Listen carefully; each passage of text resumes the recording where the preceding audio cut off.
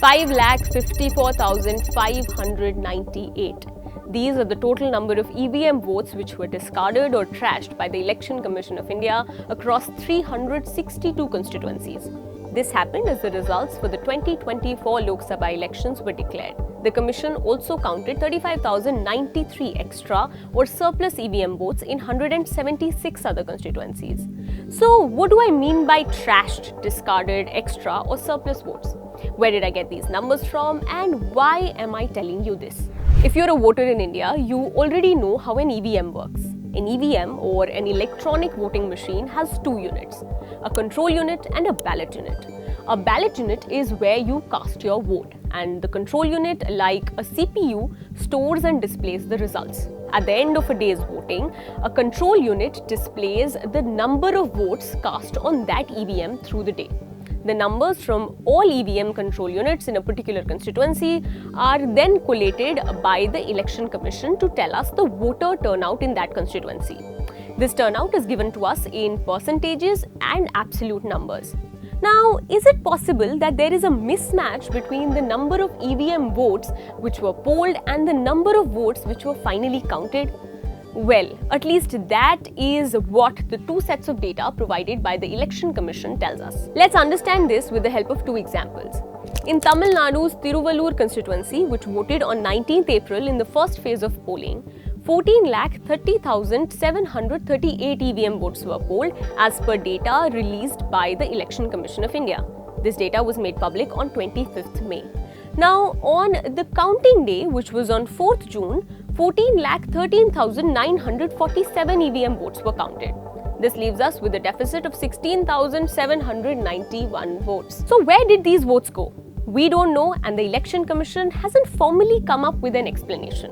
The Chief Election Commissioner of UP, however, responded to a query regarding discrepancies in their state on social media platform X. In his response, the CEC explained two scenarios which could possibly result in less number of votes being counted as compared to the number of EVM votes which were polled. The first scenario given by the UP CEC is when the polling agents forget to clear mock poll data from the control unit. On the day of polling, mock polls are held at 5 am to check whether the EVMs are functioning correctly or not. Normally, mock polling sees 5 votes polled for each candidate. Ideally, polling officers are required to clear the control unit before actual polling starts. But if that doesn't happen, the number of votes in the control unit of an EVM will be more than the legitimate votes which will be counted on the result day. And the second scenario given by the UPCEC is if the presiding officer records incorrect number in Form 17C, leading to a mismatch with the total votes polled in the control unit. But what could be the scale of these mistakes? Can they run into thousands of votes? On the screen, you see the constituencies which recorded the highest vote deficits. In Tiruvallur, 16,791 less EVM votes were counted. In Assam's Kokrajhar, this number was 10,760. Also important to note here is that both the scenarios mentioned by the Uttar Pradesh CEC in his post only explain the cases where the number of votes counted were less than the number of votes polled.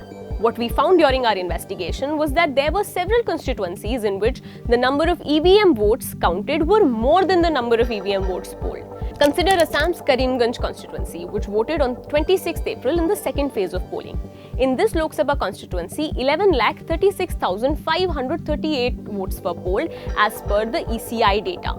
And again, on the day of the result, 11,40,349 votes were counted, a surplus of 3,811 votes.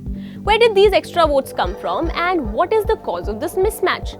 We wrote to the Election Commission seeking a clarification on this and we had not received any response till the time of recording this video. Transparency activists, however, say that such mismatches, even though they're much smaller than the victory margin in these constituencies, do make a case for the EC to make Form 17C available in public domain. Jagdeep Chokar, a co-founder of the Association for Democratic Reforms, an organization working on electoral and political reforms in India for decades, told The Quint, and I quote, "The poll body needs to give specifics here. This makes an even stronger case for the EC to make Form 17C data available in public domain. We're not casting doubts on the results of the elections, but there needs to be a transparent and robust mechanism for counting of votes." Unquote. Similarly, activist Anjali Bharadwaj also emphasized on the fact that this whole issue is central to the trust in our electoral process.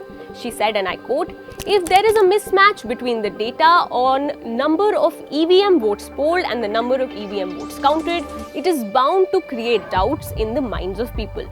Technically, there should not be a mismatch because these are the numbers that are read off the machine. But if there is a mismatch, EC should come up with granular constituency-wise explanation." Unquote. For more details regarding this issue, you can head to the Quint's website and read our story. But before that, I have a small appeal. Investigations like these require time, effort, resources, and an independent newsroom willing to question those in power. So if you want us to do more such stories, consider becoming a Quint member and support our coverage.